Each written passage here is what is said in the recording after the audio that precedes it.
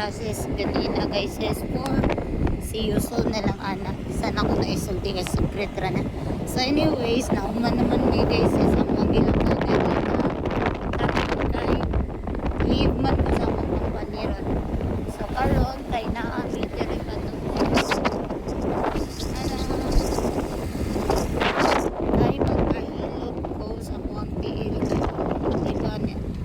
Nakaibaw naman mo guys is no nga nag-chardance ko. Karon ra ni epekto ang sakit sa akong tiil. Akong kiting sakit ka ayo guys is mura siya o kana nakuan napiit nga ugat ba niya. Maglisod ko niya. Kasi all to pag akong trabaho biyan kay baro all day. So ako'y pahilot kay tiil ra ang puhunan nato. So karon on the way me sa manghilutay together with daddy. Nakainis na po doon pinakot nila kay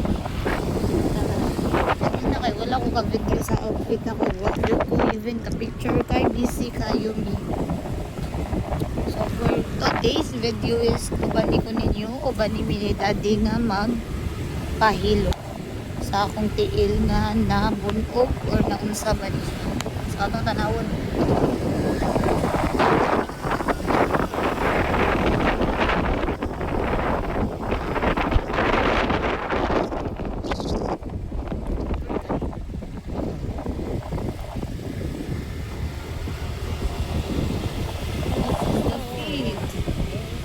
Okay, and this is the from Saudi.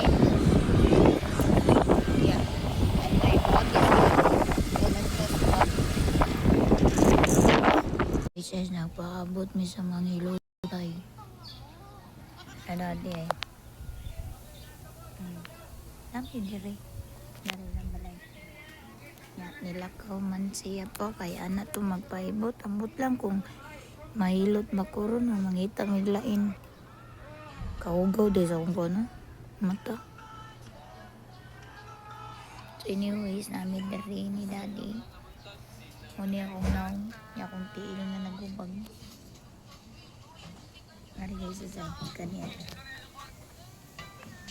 karon ra og diri yung sakit kayo ang akong tiil guys sakit kay tunog mura ko og arthritis karon na siya ni gawas. And this is my second outfit. Tawag mo yun si daddy. Okay. Oh, pilin mo tayo. Kaya way gimo. Ako na gimo. Diba? Hangin kay diri guys is na. As you can see, nindot kayo. Kandong kayo. Tapos, yeah. Kayo do. Ram akong baby.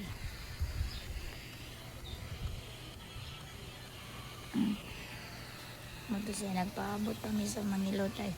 Hopefully maabot si nanay para mahilot na po kay matrabaho na po ko tomorrow.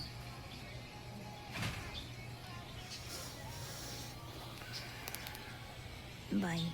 Guys, drive through the lang miss ako after wala dyan ang Manghilutay na abot. Wala dyan na abot ang Manghilutay. Kita kayo kung nag-iil mo sa mga. Jollibee na lang na drive thru mi para sa mga anak kay Lord kay mga anak ibiyahan mo niya sige suka niya iyang gatas.